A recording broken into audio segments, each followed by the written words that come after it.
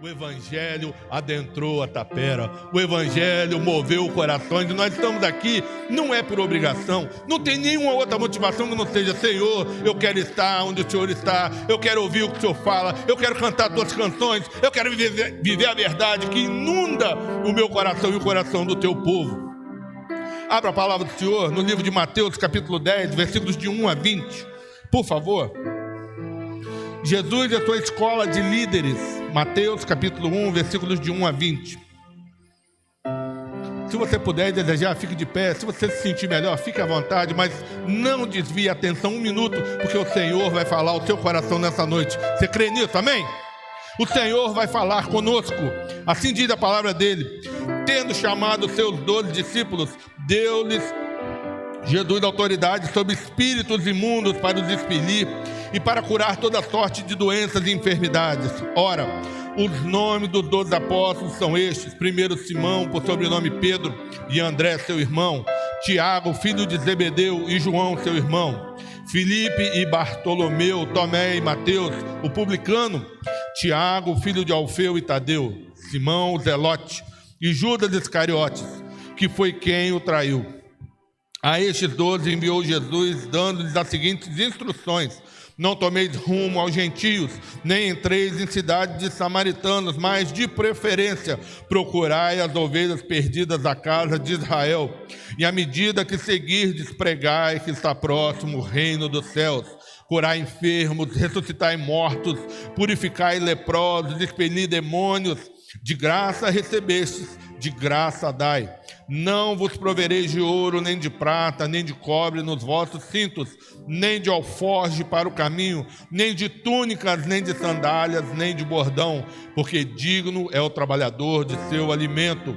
E em qualquer cidade ou povoado que entrardes, indagai quem neles é digno, e aí ficai até vos retirardes. Ao entrardes na casa, saudai-a. Se com efeito a casa for digna, venha sobre ela a vossa paz. Se porém não for, torne para vós outros a vossa paz. Se alguém não vos receber, nem ouvir as vossas palavras ao sairdes daquela casa ou daquela cidade, sacudi o pó dos vossos pés. Em verdade vos digo que menos rigor haverá para Sodoma e Gomorra no dia do juízo do que para aquela cidade. Eis que vos ordeno, eis que vos envio como ovelhas para o meio de lobos. Sede, portanto, prudentes como as serpentes e simples como as pombas. Acautelai-vos dos homens, porque vos entregarão aos tribunais e vos açoitarão nas sinagogas. E por minha causa sereis levados à presença de governadores e de reis, para lhes servir de testemunhos a eles e aos gentios. E quando vos entregarem, não cuideis em como ou o que haveis de falar, porque naquela hora vos será concedido o que haveis de dizer, visto que não sois vós os que falais, mas o Espírito de vosso Pai é quem fala em vós. Meu irmão, Igreja Presbiteriana da Tapera, o Senhor tem preparado uma grandiosa colheita, mas isso não se faz sem trabalhadores habilitados para essa boa obra. Eu e você, e eu fico assim encantado e gosto de quando eu não tenho tempo de conversar, porque acaba parecendo que a gente está combinando algumas coisas dentro das ministrações de louvor e de algo que o Júlio falou. Eu fiquei assim, muito pensativo, porque vocês hoje vivem um momento que me encanta, me encoraja e de alguma maneira eu acabo ajudando também, porque como eu ainda estou vivendo um momento inicial do processo que vocês já implantaram, eu me encanto com o que eu vejo em vocês e ao mesmo tempo percebo que a energia que de alguma maneira eu consigo passar também é transformadora. E quando eu comecei a pensar nesse processo todo, me veio à mente exatamente a transposição do Mar Vermelho, Júlio. Porque eu estou nesse processo de transição lá na igreja, em viver um momento novo de célula, de formar liderança, preparando, tratando o coração dos irmãos. E quando eu olho para vocês, a impressão que dá é que vocês já estão saindo do mar.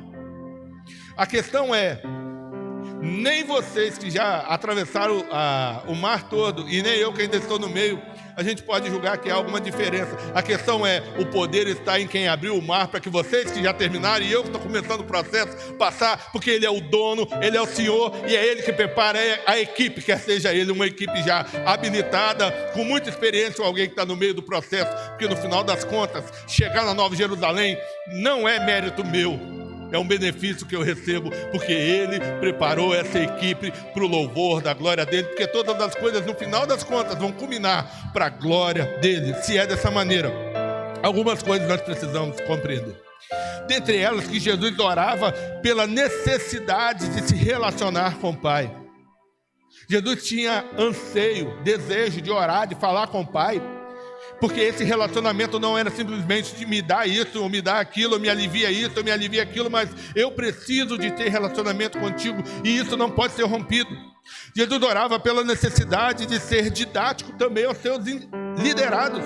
Ele orava para que eles vissem, não havia necessidade de algumas coisas que ele disse, mas ele o dizia para que fosse explicativo e orientativo, para que quando ele não mais estivesse fisicamente, eles entendessem como se resolve os nossos dilemas num relacionamento contínuo de interação com o Pai. Jesus orava porque tinha íntima comunhão com o Pai. Presta atenção, meu irmão. A minha vida e a sua vida, ela é resolvida diante de um relacionamento estreito. Como é que isso acontece?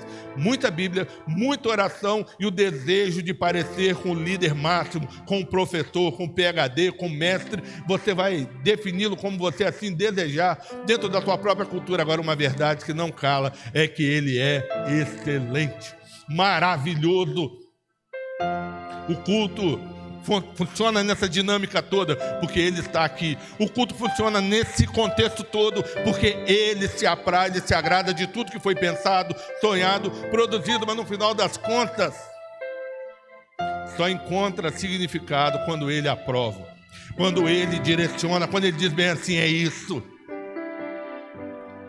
Mesmo que falte um algo, mesmo que em algum momento nós percebamos que dava para ser um pouquinho melhor, Ele olha para mim e olha para você e diz bem assim, que bom que o seu desejo foi o tempo todo alcançar o meu coração de maneira integral. Aquilo que falta eu completo, aquilo que você não tem eu dou, aquilo que ainda de alguma maneira precisa ser feito, vai ser feito para a minha glória, segundo o meu controle e domínio.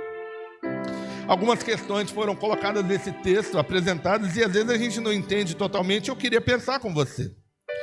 Nós percebemos que dentre esses nomes que eu apresentei, citados no texto dos apóstolos, tem dois deles, que a sua história ela é um pouco enigmática, se a gente não for olhar a fundo. A única vez que Mateus chama os discípulos de apóstolos é nesse texto. E a palavra apóstolo significa enviados. Portanto, se ajusta ao contexto do discurso. Percebam, aqui eles ainda não tinham experimentado a descida do Espírito Santo, mas Mateus já faz alusão a eles como apóstolos. Percebam, fica muito evidente que algo iria acontecer com aquela equipe que estava sendo treinada para ser a tropa de elite do Senhor. Nenhum grupo, depois desse momento, fez o que os apóstolos fizeram. Ah, pastor, e Paulo? Paulo era o quê? Apóstolo. Como é que o apostolado de Paulo se concretiza? Ele tem um encontro com o Senhor. Então, vamos deixar dentro desse contexto. Os apóstolos fazem coisas excelentes porque o Senhor os preparou para uma obra excelente. O seu ministério precisa ser excelente, a sua célula precisa ser excelente, a sua liderança precisa ser excelente, o seu coração precisa ser excelente, porque o Deus que te ajuda, que te dá vitória, que te dá graça, Ele é por demais excelente. Dentre os 12 apóstolos, eu citei aqui esse contexto de apóstolo, que é citado apenas nesse momento por Mateus, mas também tem a questão do zelote. O fato de Jesus ter chamado um zelote, e o zelote é aqueles que apoiavam a violência que Jesus condenou no Sermão do Monte, e também o outro personagem, Mateus, o cobrador de impostos, na definição Nemesis, objeto de ira e vingança, demonstra a graça e a abertura de Jesus e o desejo de construir a comunidade cristã unificada. Pastor, mas não está estranho? Porque Jesus disse para eles não irem aos gentios, e de uma hora para outra também lida com essas duas figuras diferentes, um zelote e o outro um cobrador de impostos, inimigos da comunidade local. Jesus chega e quebra paradigmas.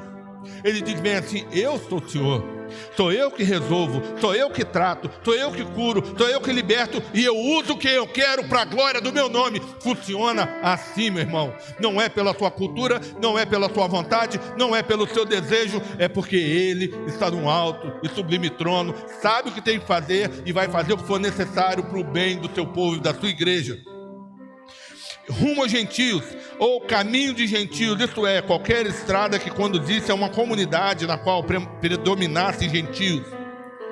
Por exemplo, os 12 discípulos não poderiam visitar nenhuma das cidades de Decápolis, onde a maior parte da população era gentílica. É provável que o motivo dessa restrição fosse que Jesus não quisesse fazer nada que suscitasse desnecessariamente o preconceito contra ele, enquanto houvesse a oportunidade de trabalhar pelos judeus. Presta atenção, Jesus não está dizendo bem assim: nós não queremos nada com os samaritanos. Ainda não é tempo de avançar nessa direção. Às vezes a gente fica tão empolgado, a gente fica assim tão afoito, que nós descartamos a ideia de que talvez não seja hoje. Talvez não seja agora ainda. Você está sendo preparado para fazer aquilo que as informações que te são dadas te permita avançar, para que você não desanime, para que você não desespere, para que você não fique pelo meio do caminho. O Senhor não te fez uma promessa, não te fez uma proposta para te deixar à deriva. Eu preciso entender que no processo educativo do que o Senhor quer fazer na minha vida, eu evoluo e avanço segundo o seu propósito. E isso acontece com os discípulos. Essa proibição não é feita aos 70, quando foram enviados cerca de um ano depois. Pelo contrário, eles começaram a sua obra entre os samaritanos. Naquele tempo, a situação tinha mudado. O próprio Jesus, que fora rejeitado na Galileia, trabalhou em favor dos samaritanos e gentios. Além disso, instruiu os discípulos a fazerem o mesmo. Presta atenção, é uma questão do kairós de Deus. No tempo de Deus, as coisas acontecem. No tempo de Deus, Ele dá direcionamento. No tempo de Deus, nós obtemos vitória por uma palavra dada por Ele, para a glória dEle, para o nosso bem, mas para que o Senhor exalte a nossa disposição em obedecê-lo. Jesus tem uma palavra direcionada ao seu coração e ao seu ministério. Os samaritanos, como a gente define eles? Uma raça de sangue misto, resultante de casamentos mistos entre israelitas deixados para trás, quando o povo do Reino do Norte foi exilado, e os gentios trazidos para o país pelos assírios, conforme 2 Reis 17, 24. Havia hostilidade entre judeus e samaritanos nos dias de Jesus, conforme João capítulo 4, versículo 9. Estes versículos ensinam o servo de Cristo a tomar uma atitude de fé, os versículos 9 e 11, com a obra missionária, aceitando as condições de vida que Jesus e a comunidade lhes ofereceram. No versículo 12 diz bem assim: a saudação do judeu era Shalom. Shalom, que quer dizer paz. Qual é a saudação que você tem oferecido por onde quer que você passe? Infelizmente, conquanto nós saibamos que a questão de Cristo do Evangelho é chegar e apresentar algo novo, um ambiente que você chega e melhora. Infelizmente, em alguns momentos nós vemos uma confrontação desnecessária, uma guerra feita em nome de Deus e que não tem nada de Deus. Quando você chega, a paz precisa ser estabelecida, porque afinal você é um emissário do reino de Deus. Me mostrem aonde Jesus chegou e a paz não foi estabelecida. Me mostrem aonde Jesus enviou os seus discípulos e a paz não foi apresentada. A questão, meu irmão, é que talvez quem você vai chegar, a pessoa ela pode até não receber a paz. E aqui tem uma orientação dada para quem não recebe a paz. Aí já não é um problema seu. Versículo 14, sacudiu o pó. Os judeus sob domínio romano desenvolveram um domínio de afastar de maneira mais dramática e completa qualquer contato com não-judeus, considerando o próprio pó de seus pés imundo como a putrefação da morte. como ato simbólico, quando saíssem daquele lugar, de maneira ritualmente, segundo o conceito ritual de impureza deles. Aqui Jesus instrui seus discípulos a fazerem o mesmo com as cidades e povoados judeus que se recusassem a recebê-lo e ouvir a sua palavra. Algo tremendo. Às vezes a gente acha que o pregar o evangelho é forçar a pessoa a receber algo porque é bom. Eu quero dizer para você que a palavra de Deus ela é suficiente para alcançar os corações, para mover, e o Espírito Santo é capacitado para fazer uma obra transformadora. Ande limpo, ande em paz, pregue a verdade e não se preocupe. O Senhor vai mover na direção do propósito dele. Ele é Senhor, antes de você, depois de você, mas Ele quer te usar para fazer de você alguém marcante na sua geração. Apresente a paz. E aqueles que não quiserem a paz, aí é Ele, o Senhor. Aqui é uma manifestação clara para que os discípulos percebam que o Senhor está conduzindo e governando todas as coisas, e que quanto a eles precisam fazer aquilo que está no seu alcance. A palavra, se eu não me engano, eu já estava confundindo, tem uma palavra lá em Tiago que diz que aquilo que eu sei que devo fazer e não faço, eu peco. Mas tem um outro texto que diz bem assim, que a paz que excede todo o entendimento, aquela paz que inunda a minha alma, que me traz esperança, é essa paz que eu devo oferecer, devo viver. Eu devo buscar ter paz com todos. E aquilo que passar disso, aí já não é mais a minha responsabilidade. Pregue a paz, seja pacífico, seja humano, seja verdadeiro. Apresente o evangelho da renovação, da reconstrução. O evangelho é a segunda chance para todos aqueles que precisam ser redimidos pelo Senhor. A orientação do Senhor também para esses discípulos é: sede prudentes como as serpentes.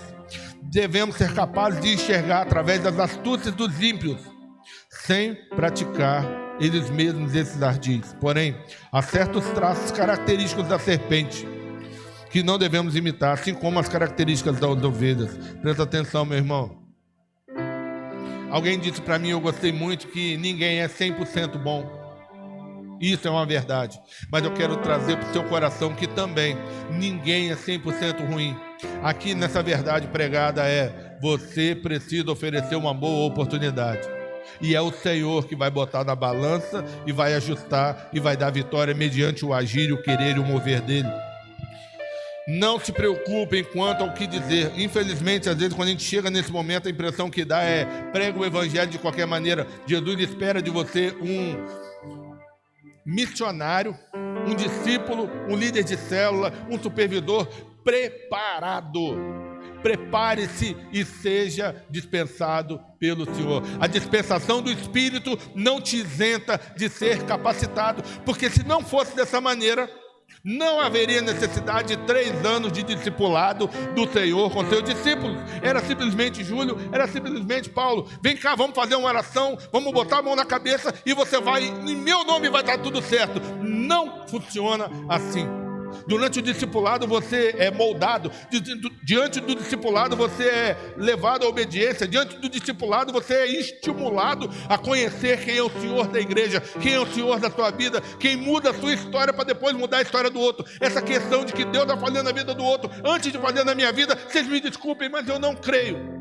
Deus vai fazer uma obra dentro dessa igreja primeiro, para depois fazer uma obra dentro do bairro onde vocês estão. Deus vai gerar e capacitar líderes comprometidos, envolvidos, desejosos de transformar essa geração. O processo começa aqui.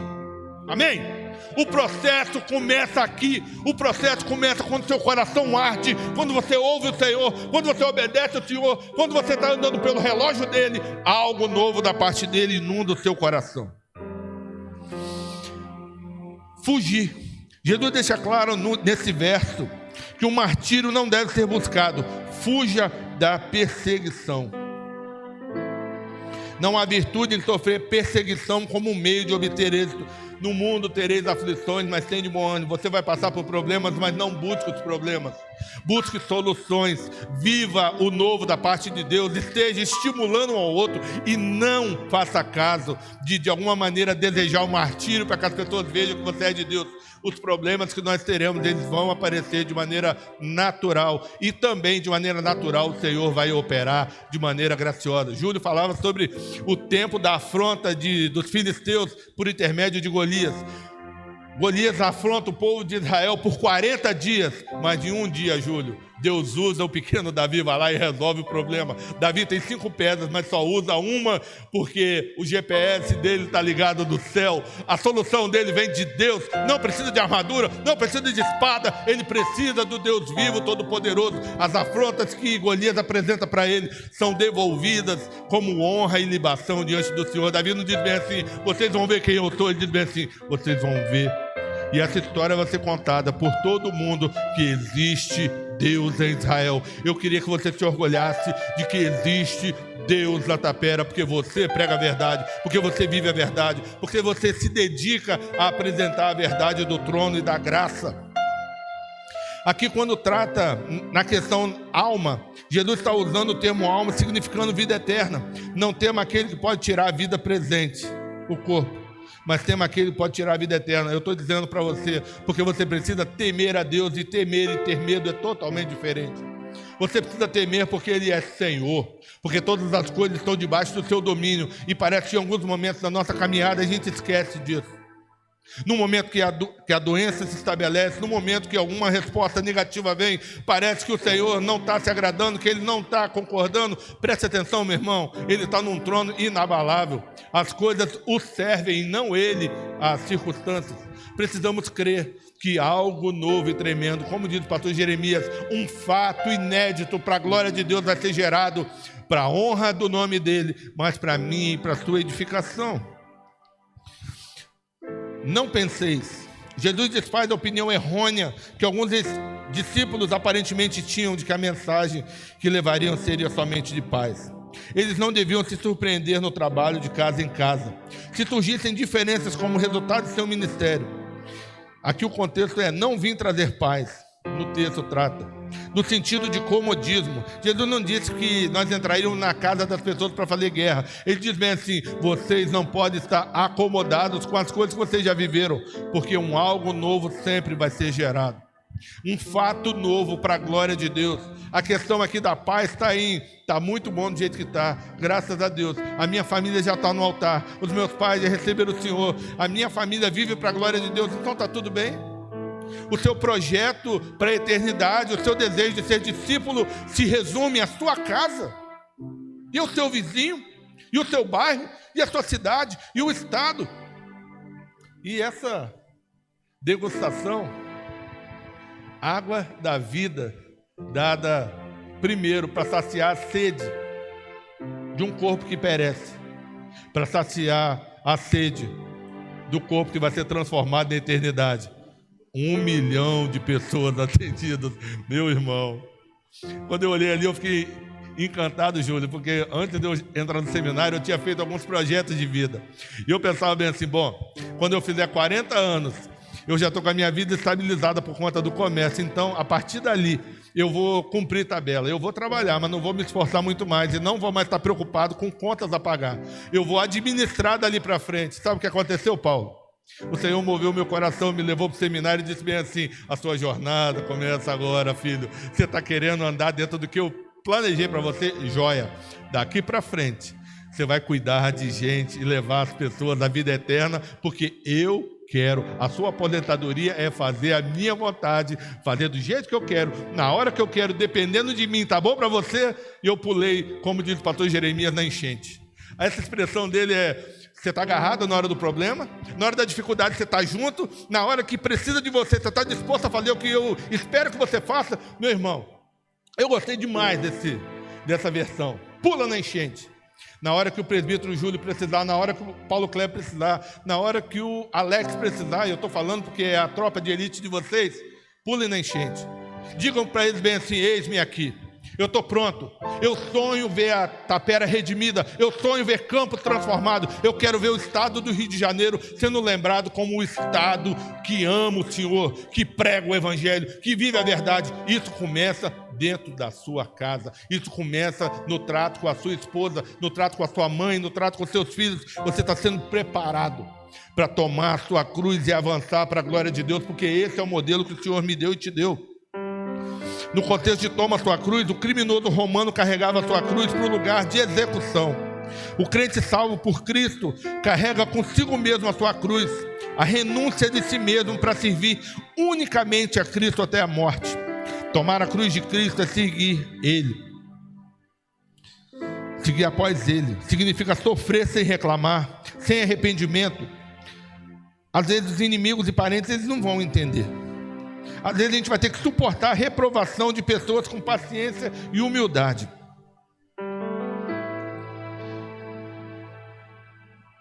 Concluindo essa manifestação daquilo que Deus quer falar e dizendo para você que daqui a 1 hora a gente termina esse sermão. Amém? Todo mundo pulando enchente comigo, amém? Dera beber, talvez usado como ilustração de menor serviço que se pode fazer a alguém. Com certeza era no mínimo, mas muitas vezes o mais importante e necessário nas terras bíblicas, onde a água sempre foi escassa. Falava hoje, na hora do almoço, se você chegasse em Israel e alguém te desse um copo de leite, a pessoa está dizendo para você, aqui você não é bem-vindo. Lá em Israel, quando alguém queria te honrar, ela te dava um copo d'água, ela lavava os seus pés, dizendo para você, você é muito bem-vindo. Atitudes de fé, por mais simples que sejam, emanam a bondade, a misericórdia e o cuidado de Deus para com a minha e para com a sua vida. Faça aquilo que está ao seu alcance, faça aquilo que honra o seu convidado, o seu hóspede. Quando nós entendemos isso, não tem mais vizinhos indiferentes, não há mais circunstâncias que nós não possamos atingir ou mudar.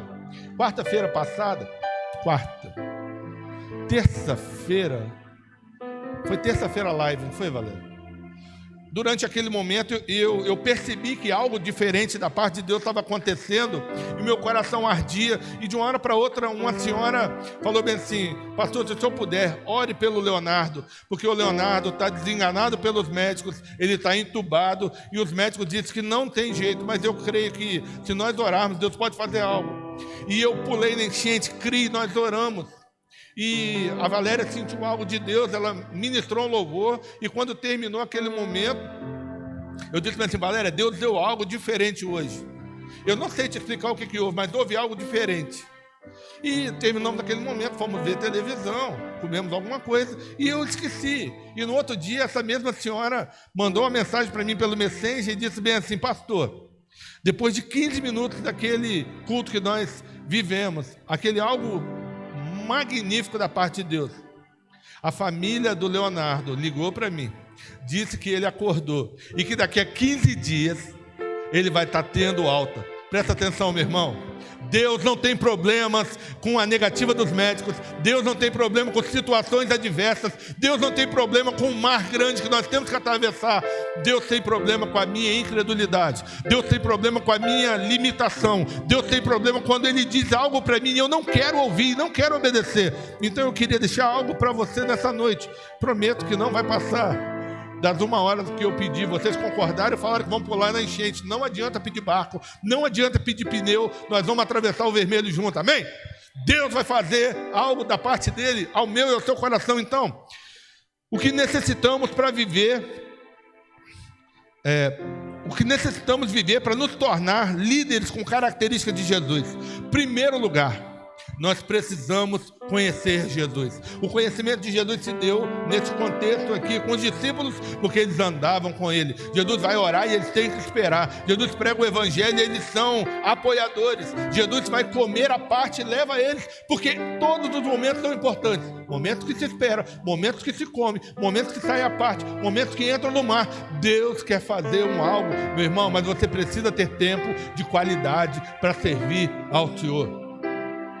Como é que você tem lidado com isso? Você conhece o Jesus de ouvir falar ou você conhece o Deus que te dá experiências profundas? Quando eu contei para você em relação a Valéria, eu não estava enfeitando. De fato, o meu desejo era honrar ela. Mas o meu anseio, eu acho que daqui, na época da oração... Não, o teatro foi na época da federação, né? E nós fomos para o Monte orar e Deus fez algo tremendo. Eu acho que eu dividi essa história com o Paulo. Júlio, você foi na federação, não foi no encontro? Na época do retiro você não foi? Então, nós pegamos uma época de federação meio atribulada e nós fomos para o Monte orar e fizemos propósitos e num primeiro momento parecia assim conturbado e eu conversei com o Bill lá da Tapera. E Bill, aí falando com o Bill, que a gente ora e Deus abençoe e faz, ele, mas como é que é esse negócio? A sua mulher é bonita. Eu falei, primeiro você presta atenção que ela é bonita, mas é minha, entendeu? É minha. Mas você ora, você conta para Deus. Mas como que é isso, Ricardo? Você conta para Deus como é que você quer, o cabelo, a altura. Se ele vai fazer exatamente, eu não sei. Agora ele vai te dar muito melhor do que você imagina. Amém? Deus vai te surpreender, porque ele vai te oferecer algo muito melhor do que você pensa. Agora, você precisa confiar nele, você precisa depender dele, você precisa ter relacionamento, você precisa saber quem é o Deus que você tem servido. Você precisa oferecer Jesus, tendo Jesus no seu coração. Você precisa contar que ele faz maravilhas, porque você já experimentou as maravilhas que ele faz. Porque senão, meu irmão, você está querendo oferecer algo que você não tem experiência, não conhece e, se me permita, você nem vai conseguir passar firmeza e nem convicção, porque afinal, você não tem uma experiência com ele. Peça a Deus para ajustar a sua capacidade de ouvi-lo e de lidar e tratar. Algo novo, maravilhoso e tremendo vai acontecer. Eu não falei de capacitação teológica, conquanto se você puder é importante. Eu estou falando de relacionamento dia a dia. Conheça a Jesus. Eu e você precisamos ter um coração ensinável e conhecer ao Senhor. Segundo, precisamos passar tempo de qualidade em sua companhia. Não é simplesmente, eu fiz oração de manhã, aí eu li a Bíblia para cumprir o meu ritual durante o dia. A gente vai se cercando de detalhes, de pequenas informações para ver se, de alguma maneira, a gente produz em nós mesmos alívio de consciência. Eu não estou falando de alívio, eu estou falando que a sua experiência com Deus precisa ser semelhante à experiência que você tem teve, está tendo e terá nesse culto. Você está com o coração transbordante, porque a palavra foi boa, porque as ministrações foi boa, porque de alguma maneira a palavra está falando no seu coração. É essa experiência que Deus quer te dar, da hora que você acorda, na segunda-feira, ao sábado à noite. Eu não sei como é que é a sua rotina. Você tem os momentos de célula, que é algo precioso, o culto de quarta-feira, mas não são apenas encontros esporádicos. O Senhor quer ter encontros diários e constantes para transformar a sua vida e fazer de você um transformador de circunstâncias daqueles que lidam à sua volta. Terceiro e último lugar, precisamos estar à disposição e termos convicção de que fomos escolhidos por Ele. Primeiro lugar, conheça Jesus. Segundo lugar, passe tempo de qualidade com Ele. Terceiro lugar, você precisa ter convicção de que Ele te amou, de que Ele te chamou e que você, no ministério que você está, na igreja que você está, não é obra do acaso. Ele tem algo precioso, profundo e tremendo para te levar a frutificar para a honra, para a glória dEle, mas para a sua edificação. Não aceite viver uma vida medíocre. Não aceite viver uma vida aquém daquilo que Deus quer fazer e oferecer à sua história. Concluir Jesus é transformador. Repita comigo: conhecer Jesus é transformador. Primeiro para mim e depois para as demais pessoas que eu lido. Segundo, preciso passar tempo com Jesus. E passar tempo com Jesus nos faz seus seguidores apaixonados. Preciso ser, junto comigo, preciso ser um seguidor apaixonado por Jesus. Terceira questão, nós precisamos estar convictos de que somos amados e escolhidos por Ele. Repita comigo: preciso ter convicção de que sou amado e que sou escolhido por Ele. Meu irmão, quando você reúne essas três vertentes e verdades, você sai da igreja pulando, querendo contar maravilhas, querendo apontar para o povo que Ele cura, que Ele liberta, que Ele transforma, que Ele é o Senhor, que Ele mudou a história dessa igreja, que Ele mudou a história desse bairro, que Ele vai mudar a história de Campos, que Ele vai mudar a história do Rio de Janeiro, porque Ele é o Senhor de todo o tempo, de toda a história. Porque Ele me ama, porque Ele te ama e que Ele te tirou do lamaçal de pecado para você andar limpo, para limpar outros, para você amar porque foi amado, para viver o novo da parte dEle, porque Ele tem algo tremendo para fazer em você, através de você, por louvor da glória dEle. Agora você precisa crer, você precisa viver de maneira intensa isso. Porque Ele fez isso para o louvor da glória dEle, mas para a minha e para a tua edificação. Igreja Presbiteriana da Tapera, seja o impacto positivo que essa nação precisa, que esse bairro precisa, que essa cidade precisa. Quando eu estava concluindo o seminário, eu já fiz essa alusão algumas vezes, e toda vez que eu faço, eu quero dizer para vocês que não é uma discriminação, pelo contrário, é um fato elogioso, uma maneira que eu cito. Em alguns momentos eu disse bem assim: a Igreja Presbiteriana da Tapera, que um dia foi vista como um patinho feio, hoje virou um cisne. Amém? Você ganhou o brilho do Evangelho, da graça e da misericórdia, porque Deus resolveu agir de maneira poderosa. Mas essa mesma verdade que eu digo, anuncio e me agrado, eu também disse lá no colégio Laurindo Pita aos meus filhos. Alguns deles estudaram, como a minha grande nação, quando um termina, o outro está entrando, é um processo incrível. E eu falei assim para eles: dentro desse colégio, nós vamos orar, nós vamos ensinar sobre o Evangelho, sobre necessidades que temos. E um dia nós vamos sair daqui da pequena Belém, da pequena cidade que, quando Jesus foi apresentado como profeta, disseram que não sairia nada de Belém. Mas Belém é chamada de cidade do pão, e o pão da vida, da onde eles diziam que não saíam profetas, saiu o maior líder de todos os tempos, o maior homem de todos os tempos. E esses dias nós recebemos o resultado da avaliação do estado do Rio de Janeiro todo. E a escola onde nós tivemos a oportunidade de ministrar, o Laurindo Pita, ficou em 3º lugar a nível Rio de Janeiro todo. O Patinho Feio, a escola do interior, do povo acanhado, onde as pessoas talvez nem saibam que existe. Deus manifestou graça e fez algo novo, porque Ele faz do jeito que Ele quer, da maneira que Ele quer, para o louvor da glória dEle, mas para a nossa edificação. Meu irmão, creia que você foi enviado aonde você está para transformar essa geração, transformar o seu trabalho, transformar a sua casa, transformar o seu bairro, transformar a sua cidade, porque você precisa ter as características de Cristo presentes na sua vida. Eu queria orar com você. Eu queria te pedir perdão pelo avanço do tempo, mas tinha coisas aqui que o Senhor mandou falar ao coração de vocês. E eu queria que você filtrasse. Aquilo que for meu, você pode desconsiderar. Mas aquilo que fez seu coração arder da parte de Deus, eu queria que você pedisse: Senhor, torna verdade na minha vida isso que foi ministrado pelo Senhor. Eu queria que você ficasse de pé. Eu queria orar com você. Eu queria orar por você.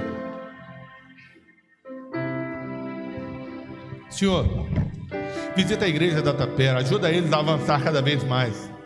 Permita, Deus, que não hajam acomodações. Permita, Deus, que eles não se contentem com aquilo que o Senhor já fez, que é algo maravilhoso. Nós não estamos aqui reclamando nem murmurando, mas nós queremos o novo, um fato inédito, um fato que o Senhor pode operar e inundar o nosso coração, aquecer, gerar uma nova geração de líderes, uma nova geração de pessoas envolvidas e comprometidas com o teu reino, pessoas que vão fazer diferença nessa nação, nessa geração, nesse bairro, nessa sociedade. Continua a manifestar do teu cuidado, do teu amor, da tua graça, fazendo essa igreja cada vez mais viva, cada vez mais envolvida com o Senhor, cada vez mais envolvida com a tua palavra, com ministrações eficazes, com a tua intervenção, ajudando-os naquilo que eles ainda não alcançaram. Cuida do teu povo, alegra o coração dos teus filhos, perdoa os nossos pecados, permita-nos viver segundo o teu propósito, segundo o teu querer, para a honra e para a glória do Senhor. Nós oramos em nome de Jesus. Amém.